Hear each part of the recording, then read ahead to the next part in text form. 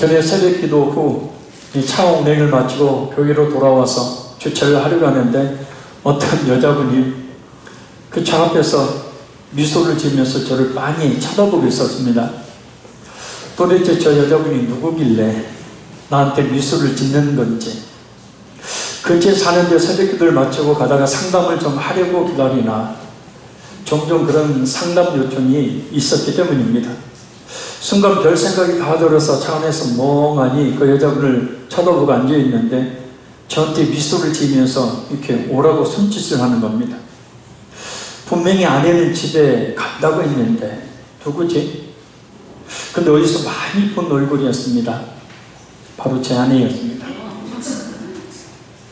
같이 차를 타고 집으로 가던 중에, 그리고 집에 도착했어도 아니 어떻게 자기 아내도 알아보지 못하느냐고 핀잔을 계속 들었었습니다. 눈앞에 아내를 두고도 어떻게 알아보지 못했을까? 어떻게 이런 기가 막힌 일이 있었을까? 제 생각이 잘못되어 있었기 때문입니다.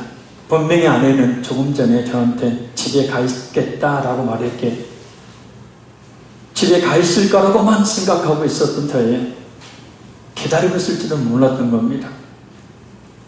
그러니까 이 생각이라는 것이 이 잘못 또 한 가지에 고정하게 되어지면 잘못된 그런 지식들을 옳은 것으로 받아들이기가 쉽습니다. 착각하기 쉽죠. 그런데 오늘 본문을 보면 이보다 더 기가 막힌 일이 일어납니다. 자, 우리 19절 읽겠습니다. 유대인들이 예루살렘에서 제사장들과 레위인들을 요한에게 보내어 네가 누구냐 물을 때 요한의 증언이 이러합니다. 아멘. 여기서 유대인들은 일반 유대인들을 말하는 것이 아니라 제사장, 바리새인, 서기관, 장로들로 구성된 사내들인 공의의 회원들을 말합니다. 오늘날로 치면 국회의원 정도 되는 신분을 가진 사람들입니다. 그리고 유대인들이 종교 문제의 전문가인 제사장들과 그리고 그 제사장들을 보호하기 위한 임무를 가진 레위인들을 세례 요한에게 보냅니다. 그들을 보낸 이유는 광야에서 회개를 외쳤던 세례 요한의 정체가 도대체 무엇인지를 밝히기 위해서입니다. 네가 누구냐? 라는 말은 네가 무슨 권위를 가졌느냐라는 뜻입니다. 사실 사람들 가운데는 세례 요한을 메시아로 오해한 사람들이 많았습니다. 그래서 만약 세례 요한이 진짜 메시아라면 그동안 자신들이 예루살렘에서 누렸던 기득권을 완전히 포기해야 하기에 유대인들은 불안했었습니다. 그래서 세례 요한의 정체를 파악하려고 했던 겁니다. 그래서 세례 요한은 조금의 망설임도 없이 이렇게 대답합니다. 우리 20절 읽겠습니다. 요한이 드러내어 말하고 숨기지 아니하니 드러내어 하는 말이 나는 그리스도가 아니라 한데 아멘. 그들의 질문에 대해서 세례 요한은 나는 그리스도가 아니라고 단호하게 말합니다. 요즘에 자신을 예수라고, 성령이라고, 구원자라고, 자신만이 참 목자라고 아예 대놓고 말하는 사람들이 참 많습니다. 동행교회 죽은 문선명 씨가, 제인에서의 정명석 씨가, 하나님의 교회 부부 이 교주인 안상홍과 장길자 씨가, 그리고 교묘하게 처음엔 아닌 척 숨기다가 결국 자신을 보혜사, 성령, 참목자, 그 자신이 전하는 새 언약의 말씀을 통해서만 구원을 받을 수 있다고 수많은 사람들 속이고 있는 신천지의 이만희가 그렇습니다. 그러나 그들이 아무리 자신을 구원자라고 해도, 아무리 자신을 예수라고 해도 자신들이 사람들을 구원할 수 없는 것은, 또 사람들이 그 사람들을 아무리 보혜사라고, 성령이라고, 참목자라고, 참선지자라고 그렇게 외쳐도 그들이 그들을 구원할 수 없는 것은 그들이 그리스도가 아니기 때문입니다. 그리스도라는 히브리어로 메시아라는 말이죠. 기름 부음을 받은 자라는 뜻입니다. 이 그리스도는 오직 하나님께서만 세우십니다. 곧 오직 하나님께서 기름 부어 세운 자만이 진정한 구원자가 될 수가 있습니다. 우리가 잘 알고 있듯이 예수라는 이름의 뜻은 마태복음 1장 21절에 나와 있죠. 아들 낳으리니 이름을 예수라 하라. 이는 그가 자기 백성을 그들의 죄에서 구원할 자이시니라. 아멘. 곧 예수는 자기 백성들을 그들이 지은 죄에서 구원할 자라는 뜻이죠. 그러나 중요한 것은 조금 전에 언급했던 자신 스스로 예수라, 성령이라, 참목자라, 참선지자라, 보혜사라고 하는 사람들을 하나님께서 기름 부어 세우시지 않았다는 겁니다. 성경 어디에도 문선명 씨를, 정명석 씨를, 안상환과 장길자 씨를, 이만희 씨 그 등을 구원자라고 말하지 않습니다. 다른 종교의 교주들 역시 마찬가지입니다. 캐톨릭에서 마리아를 거의 하나님 수준에 놓고 마리아에게 기도를 하죠. 사람들이 마리아를 그렇게 죽게 세우고 자신들이 기도를 들어준 정보자로 여겨도 그는 인간일 뿐입니다. 세상에 존재했거나 존재하고 있는 사람들 중에 사람을 구원할 구원자는 없습니다. 사도행전 4장 10절에서 11절 말씀입니다. 너희와 모든 이스라엘 백성들은 알라. 너희가 십자가에 못 박고 하나님의 죽은 자 가운데서 살리신 나사렛 예수 그리스도의 이름으로 이 사람이 건강하게 되어 너희 앞에 섰느니라. 이 예수는 너희 건축자들의 버린 돌로서 집 모퉁이의 머릿돌이 되었느니라. 다른 이로서는 구원을 받을 수 없나니 천하 사람 중에 구원받을 만한 다른 이름을 우리에게 주신 일이 없습니다. 오직 죄인들을 구원할 구원자로 유일하게 세움을 받은 그리스도, 곧 하나님께로부터 기름 부음을 받은 사람은 예수님밖에 없습니다. 왜냐하면 하나님께서 성자 예수님을 유일한 구원자 메시아로 기름 부어 세우셨기 때문입니다. 그 메시아로서의 그리스도의 임재식이 마태복음 3장 16절 17절에 펼쳐집니다. 예수께서 세례를 받으시고 곧 물에서 올라오실 새 하늘이 열리고 하나님의 성령이 비둘기같이 내려 자기 위에 임하심을 보시더니 하늘로부터 소리가 있어 말씀하시되 이는 내 사랑하는 아들이요 내 기뻐하는 자라 하십니다. 하늘에서는 성부 하나님의 음성이 들립니다. 성령님이 비둘기같이 맙니다. 성자 예수님이 계십니다. 곧 삼위 하나님께서 친히 곧 예수 그리스도를 예수님을 그리스도로 임직식을 하신 거죠. 세례 요한은 아주 대단한 영역을 지닌 사람입니다. 오죽하면 사람들이 세례 요한에게 네가 그리스도냐라고 물을 정도입니다. 그래서 세례 요한은 단호하고도 명백하게 나는 그리스도가 아니다 라고 대답합니다. 진짜 그리스도가 아니고 진정한 그리스도는 따로 계시기 때문입니다. 그렇다면 세례 요한의 이 단호한 고백을 믿어야만 할 텐데 마음이 완고한 그 유대인들은 그것을 동의지 믿지를 않습니다. 그것은 지금도 역시 마찬가지입니다. 예수님만이 우리의 모든 죄 가운데서 구원할 자라 말해도 사람들이 잘 믿지를 않습니다. 혹시 이 자리에 있는 분들 가운데 예수라는 이야기를 하도 많이 들어서 혹시 그 예수님이 인격적으로 만나지 못한 상태임에도 불구하고 혹시 구원받은 것으로 착각하고 있는 분이 혹시 있을지 모르겠습니다. 그래서 여러분이 신앙을 꾸짖는다는 얘기가 아닙니다.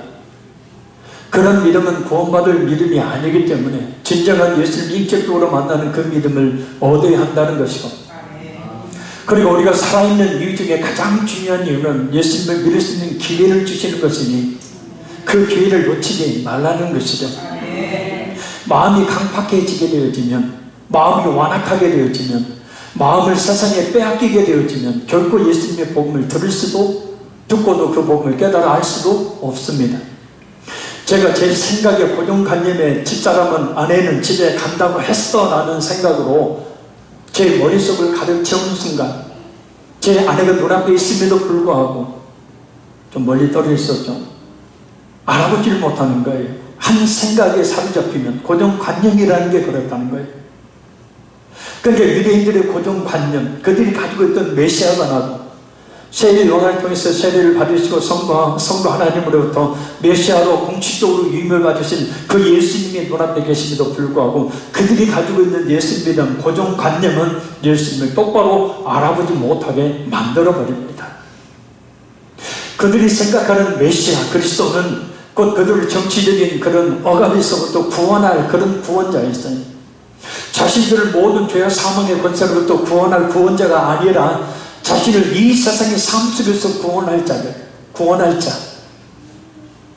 그래서 그 메시아는 나귀를 타고, 새끼나귀니까 저 같은 사람이 새끼나귀를 타면 똘랑똘랑 띠뚱띠뚱 가겠죠. 근데 유대인들이 생각하는 메시아는 어떤 존재였어요? 백마를 타고 니무나 환철하고,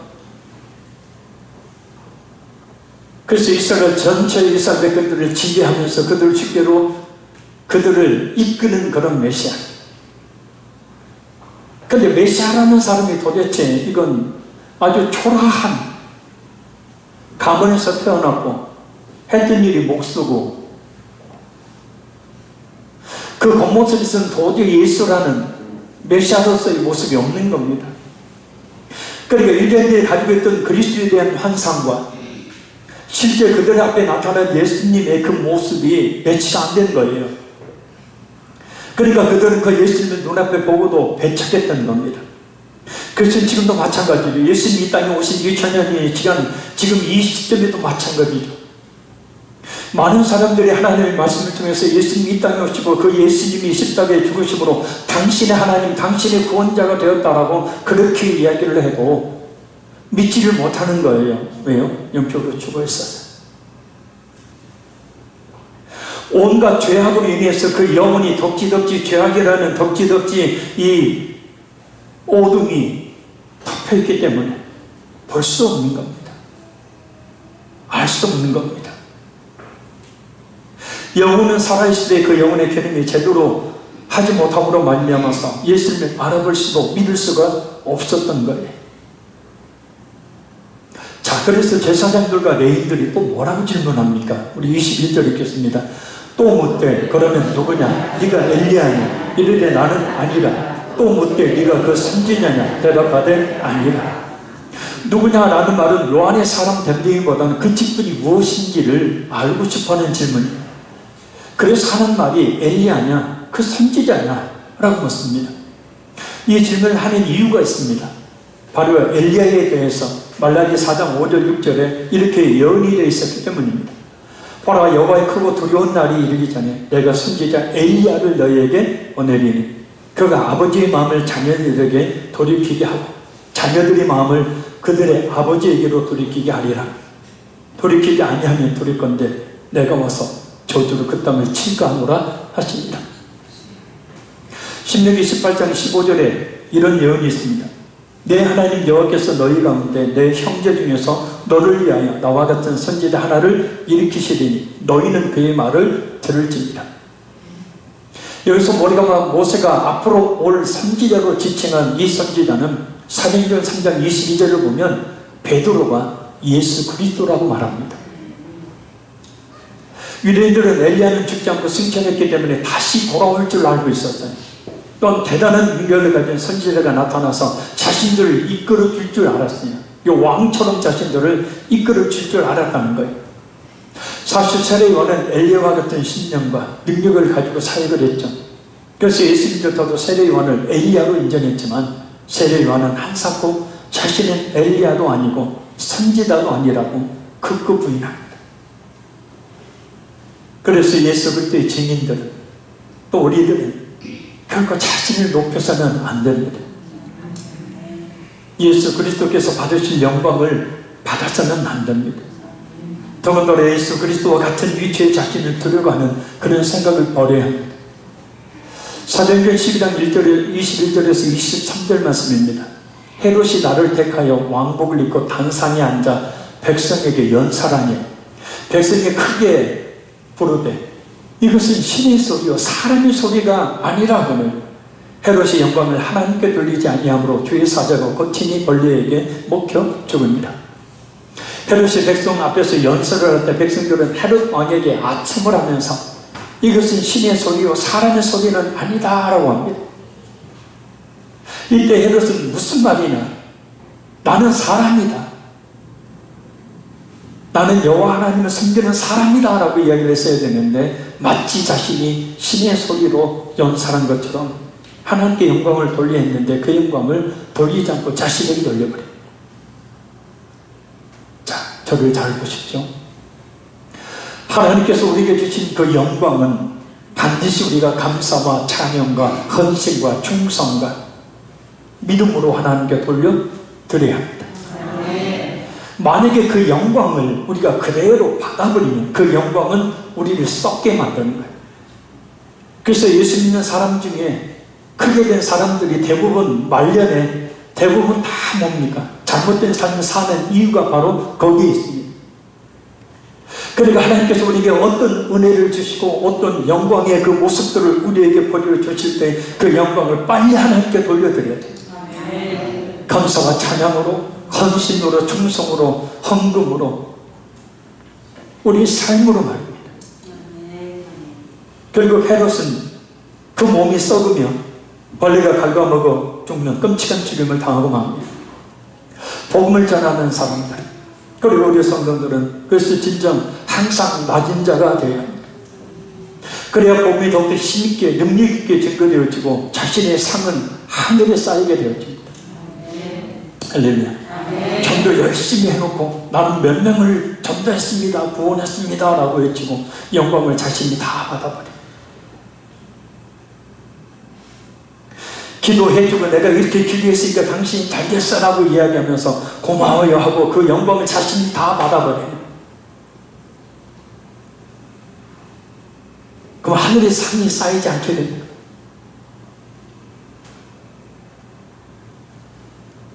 사도 바울은 고린도전서 4장 9절에 복음을 증거하는 위대한 사도의 직분에 대해서 이렇게 말합니다. 내가 생각하건대 하나님의 사도인 우리를 죽이기로 작정한 것 같이 끝머리에 두셨습니다. 우리는 세계고 천사와 사람에게 구경거리가 되었노라. 고린도전서 4장 13절을 보면 이렇게 말합니다. 우리가 지금까지 세상의 더러운 것과 만물의 찌꺼기같이 되었도다. 그래서 진짜 하나님께서 세우신 종들은 모든 영광을 하나님께 돌리기에 하나님께 돌아갈 영광을 자신이 가르치지 않습니다. 어떤 은사가 좀 나타나고 능력이 나타나면 기도 좀 많이 하면 또 교회가 외적으로 좀 크게 성장하면 성도들 위해 군림하는 일부 잘못된 사람들이 있습니다. 그러나 진짜 하나님께서 세우신 종이라면 겸손하죠. 자신을 드러내지 않죠. 자신을 높이지 않습니다. 왜냐하면 종이기 때문입니다. 그리고 그렇게 교역자는 우리 모두는 복음을 증거하다가 기꺼이 사람들의 구경거리가 되어야 하고 세상의 더러운 것과 찌꺼기같이 취급을 당하는, 그러면서 그 사명을 감당해야 된다. 왜요? 그렇게 취급받아야 내가 약할 그때 곧 강함이라 하나님의 진정한 능력이 나타나기 때문입니다. 저도 여러 일들을 해봤지만 목회같이 힘들고 어려운 일이 정말 없는 것 같아요. 구경하듯, 아니 다른 사람이나 자신이나 보지 구경하듯 쳐다보면서 별별 소리를 다 들어야 하고, 때로는 일반 성도들보다도 못한 취급을 받는 경우가 종종 있기 때문입니다. 어떤 목사님 하는 얘기처럼 이렇게 공부했으면 세상에 나가면 이런 취급받고 살지는 않을 텐데, 여러분들이 그딴 얘기가 아니고 전에 한때 그런 적이 있었죠. 앞으로 그럴 일이 분명히 있겠지만 우리 모든 성도들은 복음을 위해서, 하나님 나라를 위해서 구경거리가 되고 더러운 것이 되고 찌꺼기가 되는 거죠. 그런 낮은 자의 위치에 설 줄 알아야 합니다. 집에서 마찬가지죠. 예수 믿는 것 하나 내세우면서 집에서 죽지 못하고 가족들 앞에 죽지 못하고 내 자신을 드러내고 내 자신의 성질을 드러내고 그렇게 찌꺼기 구경거리 그게 되지 못하면 구원의 열매를 맺을 수가 없는 거죠. 그래서 예수님께서도 한 알의 길이 땅에 떨어져 죽지 않으면 한 알 그대로 그 죽음에 많은 열매를 맺느니라고 말씀하신 겁니다. 그래서 우리가 죽으면 죽을수록, 우리가 찌꺼기 더러운 것이 구경거리가 되면 될수록 복음은 우리에게서 더욱더 확산이 되어지는 거예요. 그래서 가정에서 그렇게 죽으시길 바랍니다. 할렐루야. 집에 돌아가서 남편인 척, 아내인 척, 부모인 척, 자식인 척 내세우지 말고 집에 돌아가서 그렇게 찌꺼기처럼, 그렇게 집에 돌아가서 더러운 것처럼 취급을 당하면서 그래서 내게서 이제 하나님의 영광이 드러나는 예수님의 복음을 증거하는 그런 역사들이 일으켜지시기를 간절히 소원합니다. 세례요한은 자신에게 구원자냐고 물어보는 사람들에게, 또 자신을 대단한 능력이 좀 엘리야냐고 물어보는 사람들에게, 그리고 자신을 하나님께서 보내신 선지자냐고 물어보는 사람들에게 이렇게 자신이 정체성을 구체적으로 밝힙니다. 자, 우리 22절, 23절 읽겠습니다. 또 말하되 누구냐? 우리를 보낸 이들에게 대답하게 하라. 너는 네게 대하여 무엇이라 하니? 이르되 나는 선지자 이사야의 말과 같이 주의 일을 곧게 하라고 광야에서 외치는 자의 소리로라 하니라. 아멘. 너는 네게 대하여 무엇이라 하느냐 라는 말씀은 도대체 너는 누구냐라는 뜻입니다. 그래서 세례요한은 이사야 40장 3절 말씀, 외치는 자의 소리에 이르되 너희는 광야에서 여호와의 길을 예비하라, 사막에서 우리 하나님의 대로를 평탄하게 하라 라는 말씀을 인용해서 자신의 실체를 밝힙니다. 세례요한은 여기서 자신에 맡겨진 두 가지 사명을 통해 자신이 누군지를 밝혔는데, 첫째는 주의 길을 곧게 하기 위해 부름을 받은 사람이라고 밝혀요. 세례요한은 메시아이신 예수님께서 오시기 전 가장 먼저 준비해야 할 것은 이스라엘 백성들의 죄를 회개하고 돌아오는 것이기에 이 일을 위해서 자신이 부름을 받은 것이니 자신은 그리스도가 아니라고 합니다. 우리 교회에 주어진 사도적 사명, 선지자적 사명, 우리 성도들에게 주어진 선지자적 사명, 사도적 사명, 그것은 바로 다시 오실 주님의 길을 예비하기 위한 거예요.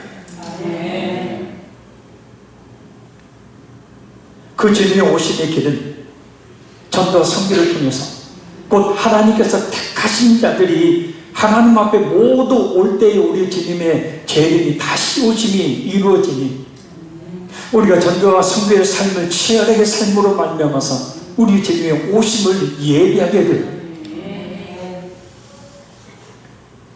그래서 가정에서 어디에서 일단 이 다시 오실 예수님을 그 길을 예비하는 전도와 선교의 삶을 우리가 살아야 될 줄을 믿습니다.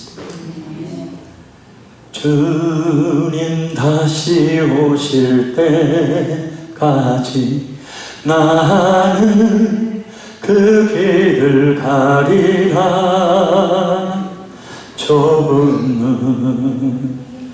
좁은 길 나의 십자가 지고 나의 가는 그 길 끝에서 나는 주님을 보리라.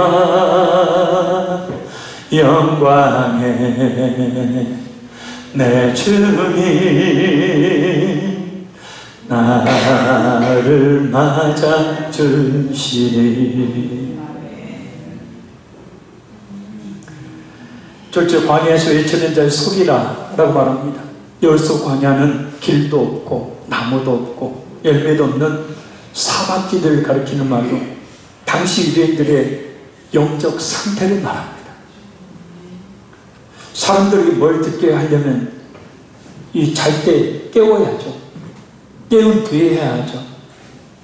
바로 세례요한은 영적으로 사막의 황무함, 황폐함 가운데 있는 그 강팍한 사람들로 하여금 예수님의 복음을 들을 수 있도록 그들의 마음을 깨우는, 그래서 회개를 외치는 깨우는 소리라고 자신의 존재를 말합니다. 중요한 것은 세례요한 자신이 예수님을 증거하고 그 앞길을 예비하는 아주 중요한 선구자임에도 불구하고 자신을 인격적인 존재로 말하지 않고 자신을 낮추고 또 낮춰서 소리일 뿐이다 라고 이야기합니다. 곧 자신은 아무것도 아니라는 거예요. 자신은 그저 예수님의 소리에 불과하다는 겁니다. 이 말씀은 우리가 주님의 일들을 할 때 그것을 자신의 공로로 생각하여 우쭐함에 빠져서는 안 된다는 그런 교훈을 얻게 합니다. 세례 요한과 같이 오직 예수만을 드러내며 자신이 아무리 큰 일을 했고 또 한다고 해도 자신을 낮추는 겸손한 모습으로 보여야 한다는 그런 주형성을 우리가 듣게 되어집니다.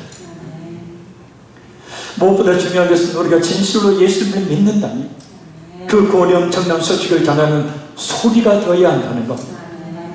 믿지 않는 사랑하는 가족들이 지금 영원한 멸망의 낭떠러지 끝에 위치하게 서 있음에도 불구하고 빨리 내려서라고 소리를 지르지 않는다면, 또 믿지 않는 친구, 이웃들이 영원한 멸망의 이런 벼랑 끝에 서 있음에도 불구하고 소리를 지르지 않는다면, 디모데전서 5장 8절 말씀처럼 진정 믿는다 할 수 없는 것이고, 그 가족들을, 친구들을 사랑한다는 말은 거짓에 불과한 말일 뿐입니다. 외쳐야 합니다. 예수님을 믿어야만 구원을 받을 수 있다는 주님의 간절한 마음을 전하는 소리가 되어야 합니다. 하나님은 지금 우리가 그렇게 예수님에 대해 말해주기를, 그래서 한 사람도 멸망을 당하지 않고 구원에 이르기를 간절히 바라고 계시기 때문입니다. 그리고 그것을 위해서 지금 우리를 살게 하고 계시기 때문에, 그리고 그 일을 할 수 있도록 우리에게 은사와 달란트와 능력과 물질과 건강과 필요한 모든 것들을 주고 계십니다. 우리가 이 세상에서 100년도 되지 못한 인생을 잘 보고 잘 살라고, 그런 삶을 누리라고 우리에게 그 모든 것들을 주신 것이 아니라는 거예요. 자, 우리 24절에서 25절 읽겠습니다. 그들은 바리새인들이 보낸 자라 또 오르 이르되, 내가 만일 그리스도도 아니요 엘리야도 아니요 그 선지자도 아닐진데 어찌하여 세례를 베푸느냐. 아멘. 바리새인들이 보낸 자들이 한, 네가 그리스도도 아니요 엘리야도 아니요 선지자도 아닐진데 어찌하여 세례를 베푸느냐. 이 질문은 그들의 세례를 어떻게 이해하고 있었는지를 보면 알 수 있습니다. 두 가지입니다. 첫째, 그들은 세례를 이방인들이 유대교로 개종할 때 이방 세계의 그 더러움을 씻는 의미에 생겼습니다. 근데 세례요한이 이방인에게 베푸는 그 세례를 유대인으로 베풀고 있으니 이것을 지적하고 있는 거예요. 둘째는 에스겔 36장 25절, 37장 23절, 그리고 스가랴 13장 1절을 보면 세례는 죄를 깨끗하게 하는 것을 표시하는 것은 메시아의, 곧 그리스도의 사역과 관련이 있다고 이해하고 있었기 때문입니다. 곧 메시아에 의해서만 이루어야 될 세례를 세례 요한이 베풀고 있는 것이 그들이 볼 때는 도저히 용납하지 못할 사건인 거예요. 자, 그러자 그 질문에 대해 세례 요한이 이렇게 대답합니다. 우리 26절 읽겠습니다. 요한이 대답하되, 나는 물로 세례를 베풀거니와 너희 가운데 너희가 알지 못하는 한 사람이 있었으니. 아멘. 세례 요한이 요단강에서 사람들에게 세례를 준 것은 사실 온전한 세례가 아닙니다. 왜냐하면 그 세례는 장차 메시아신 예수님께서 주실 불과 성령 세례를 미리 보여주는 것에 불과하기 때문입니다.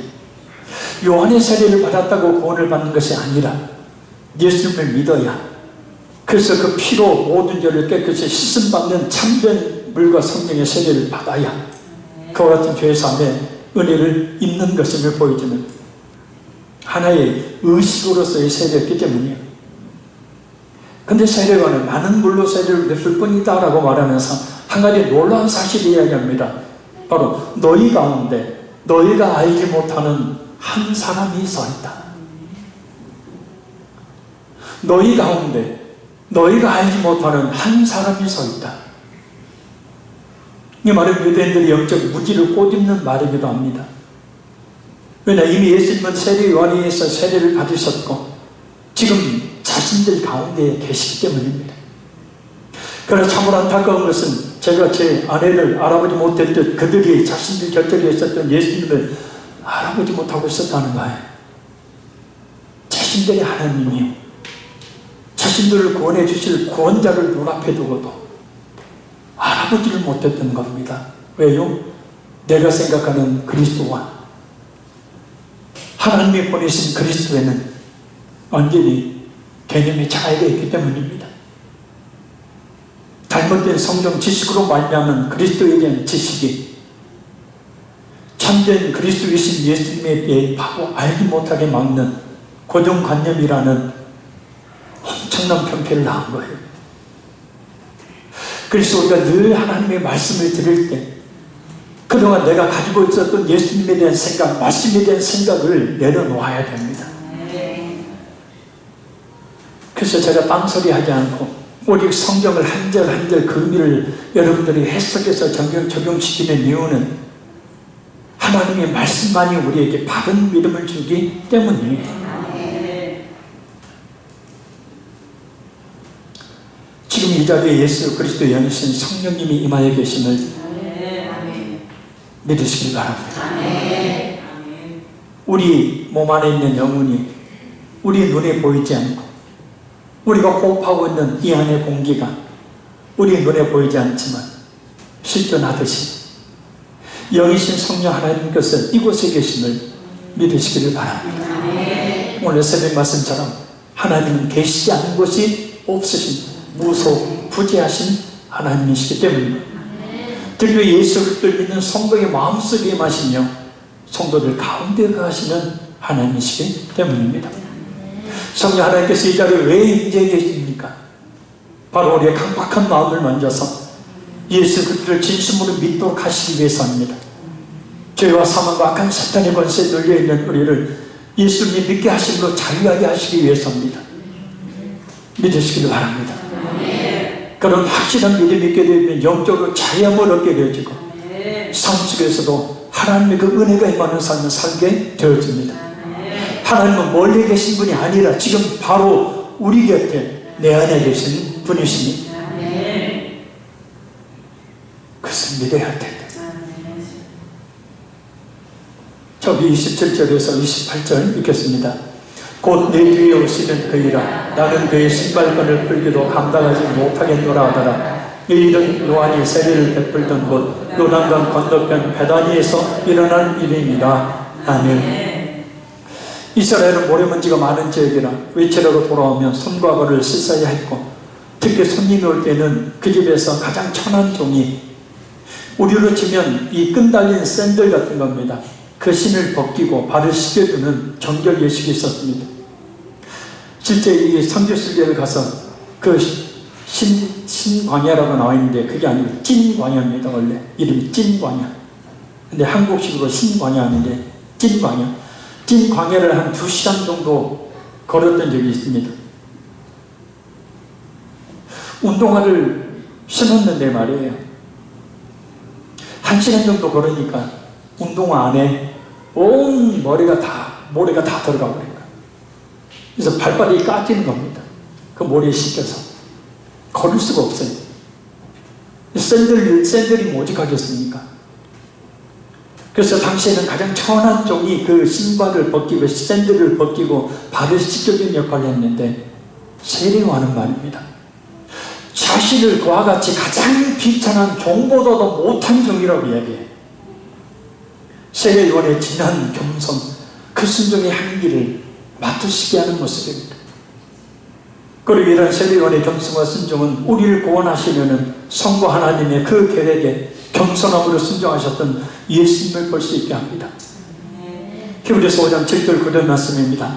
그는 육체에 계실 때에 자기를 죽음에서 능히 구원하신 이에게 심한 통곡과 눈물로 간구와 소원을 올렸고 그의 경건하심으로 말미암아 들으심을 얻었느니라. 그가 아들이시면서도 받으신 고난으로 순종함을 배워서 온전하게 되셨은즉 자기에게 순종하는 모든 자에게 영원한 근원이 되시고. 아멘. 예수님께서 십자가를 지시고 죽으시기 전에 통곡과 눈물로 간절한 기도를 하나님께 드리는데 그 기도의 대상이 누구냐면 우리 이 자리에 있는 저와 여러분이에요. 그 통곡과 눈물은 예수님 자신을 위한 통곡과 눈물이 아니고 바로 저와 여러분을 위한 통곡과 눈물이에요. 유일한 구원의 길, 유일한 진리, 유일한 생명이 되시는 예수님을 믿음으로 구원에 이르기를 예수님은 우리를 향하여 우리를 바라보시며 통곡과 눈물로 간구와 소원을 하나님께 올려드렸다는 거예요. 그래서 예수님의 이 간절한 소망, 하나님의 간절한 기대, 그 간절한 하나님의 뜻에 대한 가장 참된 순종은 우리가 예수님을 마음에 온전히 믿는 것이에요. 아멘. 예수님을 나의 과거, 현재, 미래 모든 죄를 씻어주시기 위해서, 그래서 영원한 생명을 주시기 위해서 십자가에서 기꺼이 자신의 심장을 터뜨리시며 죽으신 예수님을 나의 하나님으로, 나의 구원자로 마음에 진실하게 믿는 것, 그것이 바로 참된 순종입니다. 그걸 하나님이 원하시는 겁니다. 그래서 그렇게 순종하게 되어지면 하나님께서 예배하신 거는 축복의 삶이 열려지게 되는 것이에요. 그래서 자기에게 순종하는 모든 자에게 영원한 근원이 되신다라고 히브리서에 말씀하셨는데, 자, 다시 이야기하면 예수를 믿는 자에게 예수님께서 영원한 생명의 근원이 되어 주신다는 말씀. 예수를 믿는 것이 최고의 순종. 그래서 그렇게 하면 그 믿는 자에게는 예수님께서 이루신 모든 십자가의 죄사함의 은혜가 그에게 부어진다는 거예요.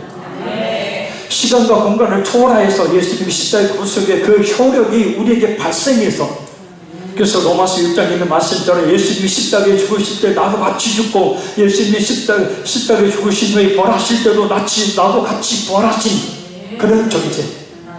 그래서 우리는 예수님의 믿음으로 말미암아서 시간과 공간을 초월해 예수님이 십자가에 죽으실 때 같이 죽어버린 존재.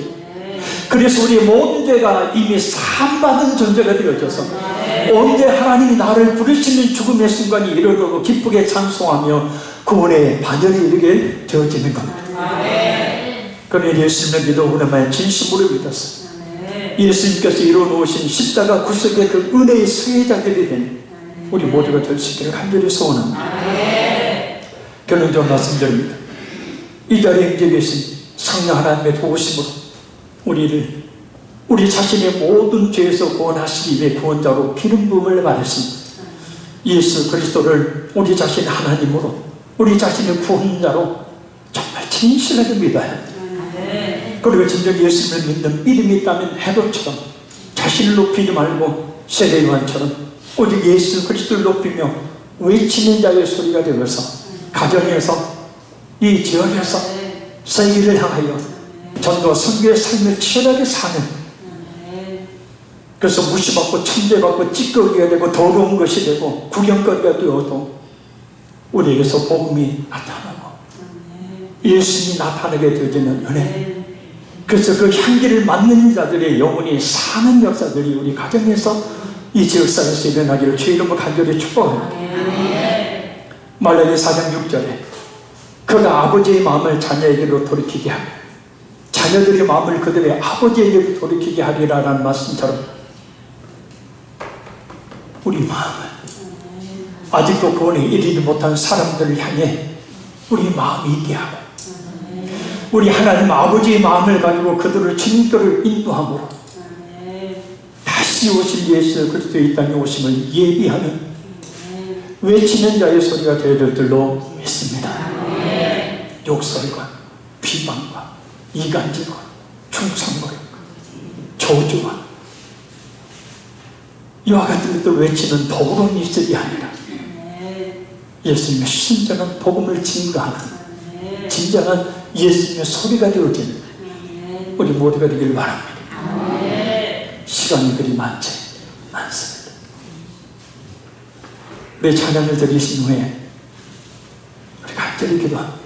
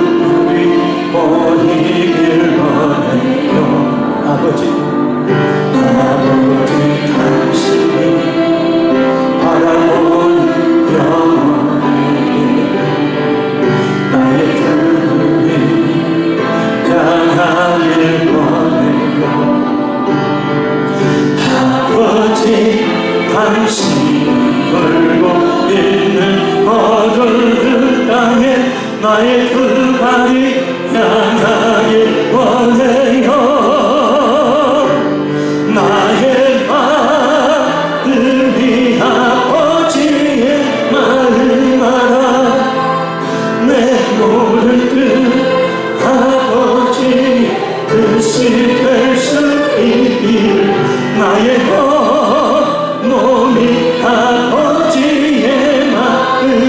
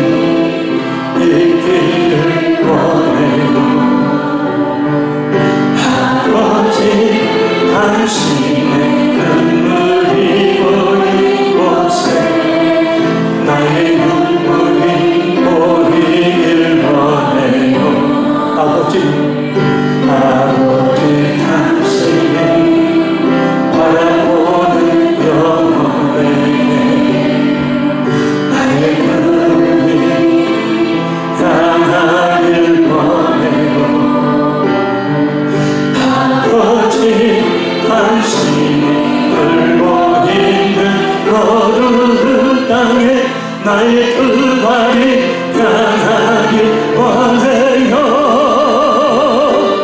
나의 마음이 아버지의 마라. 내 모든 뜻 아버지 뜻이 될 수 있기를. 나의 몸이 아버지의 마라. 내 모든 삶 당신의 삶 되기를. 이 시간 우리 통성을 기도합니다. 아직도 구원이지 못한 가족들, 아직도 구원이지 못한 우리 이웃들, 아버지 그들에게 외치는 자의 손가 되어줘서 내가 그들에게 구경거리가 되어지고 그들에게 찌꺼기가 되어지고 그들에게 참으로 못난 것이 되어졌고 내 자신을 절대로 죽음도 그들을 살리는 외치는 자의 소리가 되게 도와주옵소서.